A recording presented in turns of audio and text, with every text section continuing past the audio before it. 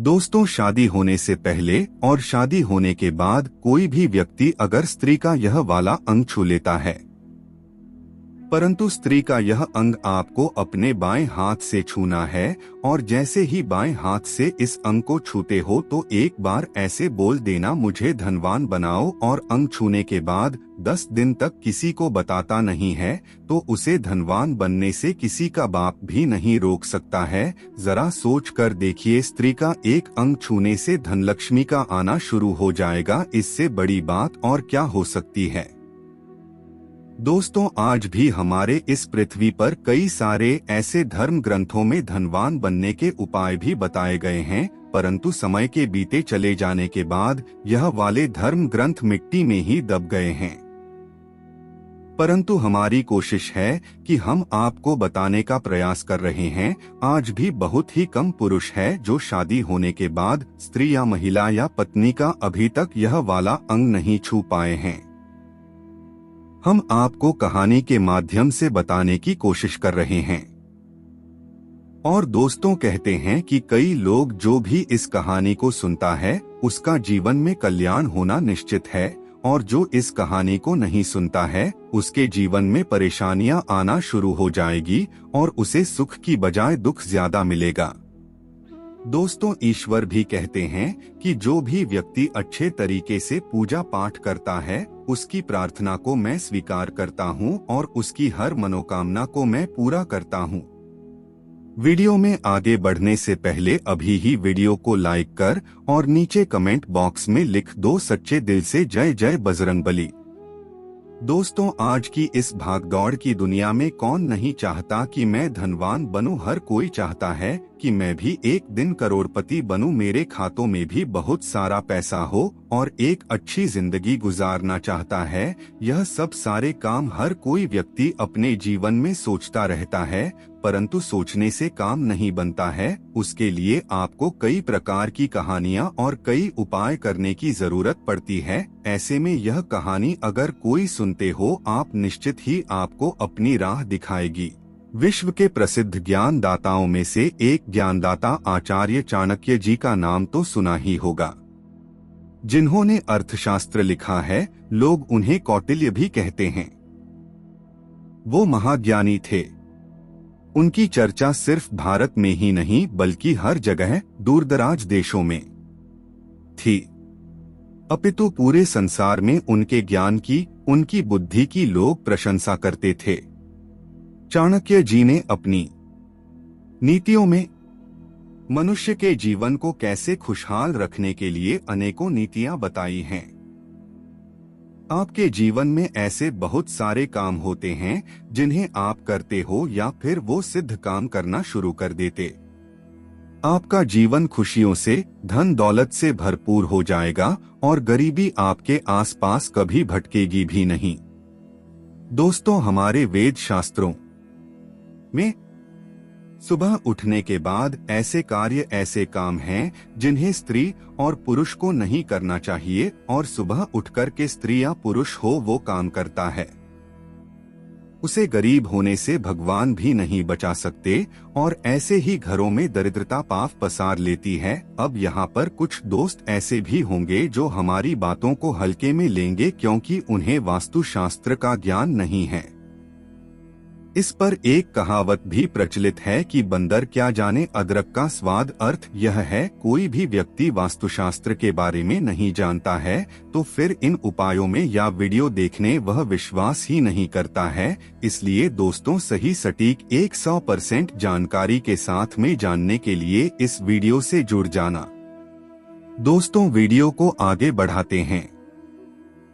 दोस्तों, आपके पास अभी जितने भी काम है उनको साइड में रख दीजिए। ध्यानपूर्वक जो आपको बताया जा रहा है उसे देखिए और सुनिए। दोस्तों, आपको बताने वाला हूं कि सुबह उठकर के कौन से काम करने चाहिए और कौन से काम नहीं करना चाहिए, और स्त्री का कौन सा अंग है जिसे छूने से हमारे घर की दुख दरिद्रता हमेशा के लिए समाप्त हो जाती है।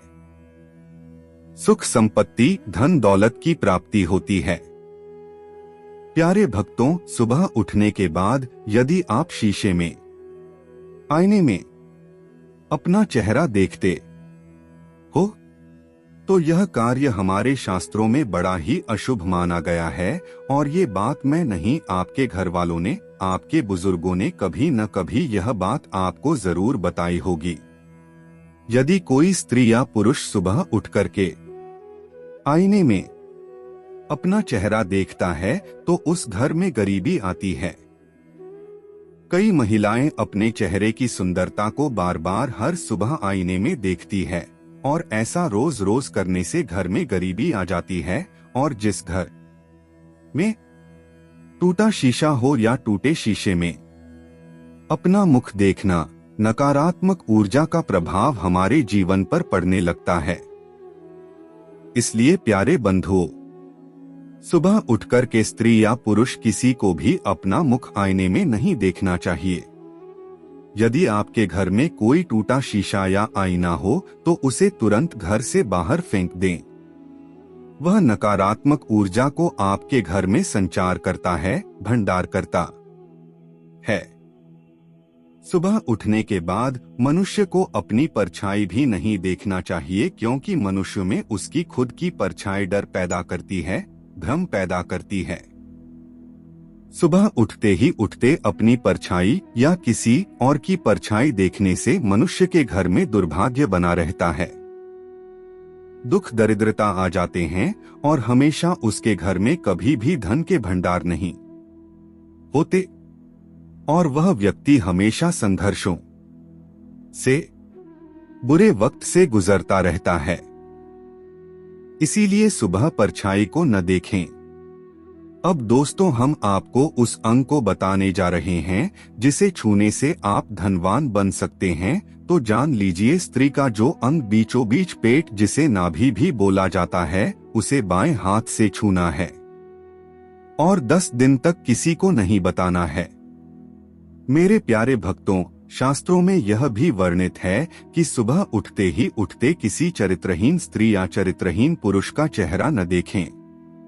वो भी बहुत ही ज्यादा अशुभ माना गया है। अब दोस्तों, आप यहाँ सोच रहे होंगे, हमें कैसे पता कि वह महिला चरित्रहीन है और उसका चेहरा नहीं देखना है। इस बात को आप सोच रहे होंगे। जी हाँ दोस्तों, हम आपको बताने चाहते हैं कि जो महिला चरित्रहीन होती है उसका शरीर अलग ही दिखाई देता है, उसकी आंखें अलग तरीके से देखती है। दोस्तों, अगर आप चरित्रहीन महिला का मुख देखोगे या उनके ज्यादा संपर्क में रहोगे, उनसे ज्यादा बात करोगे, तो आपके भी ऊपर काम भाव हावी हो सकता है।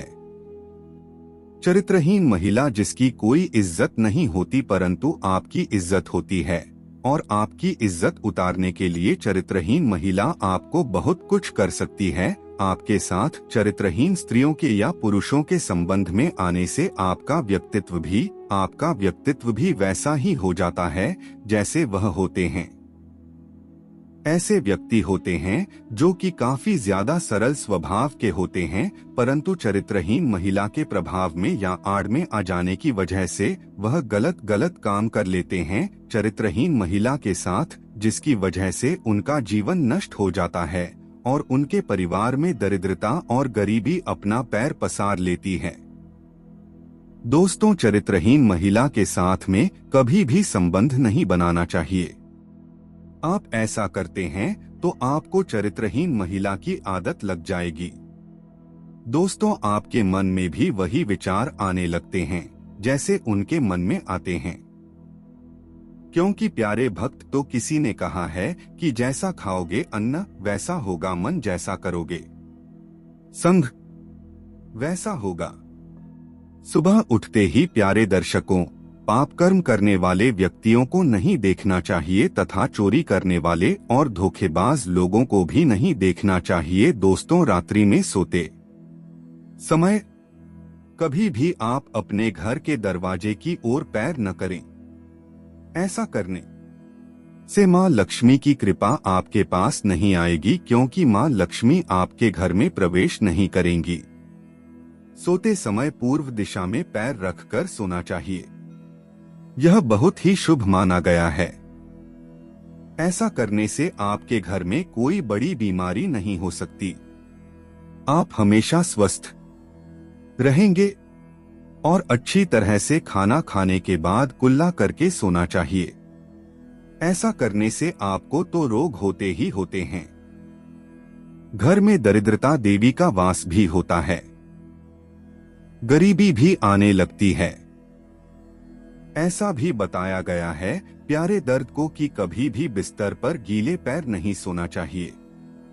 यदि रात्रि के वक्त आप पैरों को धोते हो तो अच्छे से साफ करके ही बिस्तर पर जाना चाहिए। गीले से लक्ष्मी जी नाराज हो जाती हैं और ऐसा भी बताया गया है और सोते समय हमेशा टोपी या सर पर कुछ बांध करके नहीं सोना चाहिए। और प्यारे दर्शकों, कभी भी निर्वस्त्र रात्रि में नहीं सोना चाहिए। कुछ लोगों की आदत होती है कि वह बिल्कुल नंगी होकर के सोते हैं। ऐसा करने से आपके घर में गरीबी आती है और अच्छी सस्ती आपके घर से चली जाती हैं। तो कुछ लोग बिना कपड़ों के ऐसा इसलिए सोते हैं क्योंकि प्राइवेट पार्ट में हवा लगती रहे। काफी सारी महिला हैं निर्वस्त्र होकर सोती है, परंतु दोस्तों हम आपको बताना चाहते हैं कि वास्तुशास्त्र के अनुसार निर्वस्त्र होकर सोना सही नहीं है। निर्वस्त्र होकर जो भी महिला और पुरुष होते हैं उनके जीवन में कभी भी सुख के दिन नहीं आते हैं और नकारात्मक शक्ति आपके घर में प्रवेश करती है। आइए हम बताते हैं स्त्री का कौन सा अंग छूने से आपकी गरीबी दूर हो सकती है। प्यारे भक्तों, आप सभी जानते होंगे कि हमारे हिंदू धर्म में, हमारे वेद शास्त्रों में भारत की स्त्रियों को माता कहा जाता है और देवी का स्थान दिया गया है। हमारे देश में हर स्त्री, हर माता, बहन, माँ लक्ष्मी, माँ सरस्वती, माँ पार्वती का ही रूप है। स्त्री महिलाएं दो कुलों को रोशन करने वाली होती हैं। कभी वो जन्म देने वाली माँ होती है तो कभी किसी के लिए वह बेटी होती है तो कभी किसी की जीवन संगिनी होती है, किसी की पत्नी होती है। और स्त्री हम हर समय, हर परिस्थिति में घर में खुशियां लाने वाली होती है। इसी कारण से हमारे देश में माता बहनों को मां लक्ष्मी का दर्जा दिया गया है, देवी का दर्जा दिया गया है। एक स्त्री ही होती है, एक माता ही होती है, जिसके कंधों पर पूरे घर का भार बोझ होता है, सिस्टम होता है। स्त्री ही अपने घर को स्वर्ग बनाती है और स्त्री ही अपने घर को नर्क बनाती है। स्त्रियों के अंदर, माता बहनों के अंदर ऐसे गुण हो सकते हैं कि उनकी कोई कल्पना भी नहीं कर सकता। स्त्रियों में एक गुण होता है, वह पुरुषों से कई गुना ज्यादा होता है। वह होती है सहनशीलता। लंबे समय से किसी दर्द को अपने अंदर समेटे हुए हद बर्दाश्त करना है और यह गुण स्त्रियों में बहुत ही ऊंचा होता है।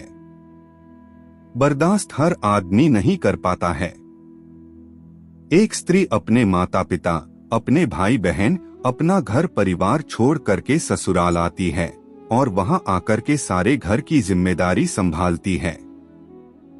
फिर भी लोग उसे बदले में हमेशा बुरा भला ही कहते रहते हैं और वह हर चीज को बर्दाश्त करती चली जाती है, क्योंकि विदाई करते समय हर माँ बाप अपनी बेटी को बताते हैं, बेटी हमेशा बर्दाश्त करना, जो खुले में बैठी है झुकने वाला ही बड़ा होता है, इसलिए वह बर्दाश्त करती रहती है।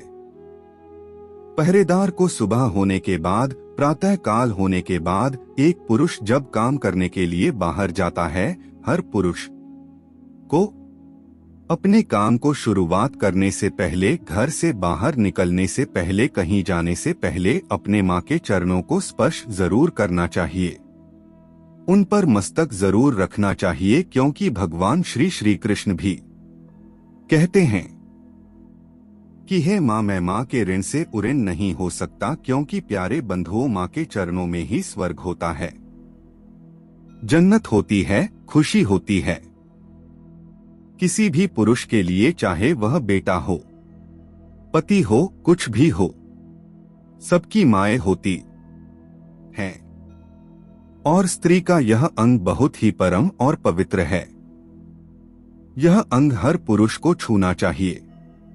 जब कोई स्त्री आपके घर में पाँव रखती है तो उसके साथ साथ आपके घर में लक्ष्मी भी आती हैं। जब पुरुष अपनी माँ के चरणों को पकड़ता है, छूता है, उन्हें अपने मस्तक पर रखता है, उस पुरुष का भाग्य ही बदल जाता है। उसके सभी दुश्मनों का, सभी शस्त्रों का नाश हो जाता है। उसका कोई कुछ नहीं बिगाड़ पाता।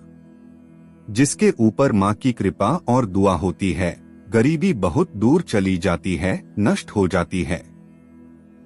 जो लोग अपने माता पिता का सम्मान और आदर भाव और प्रेम करते हैं और घर में सुख समृद्धि बनी रहती है।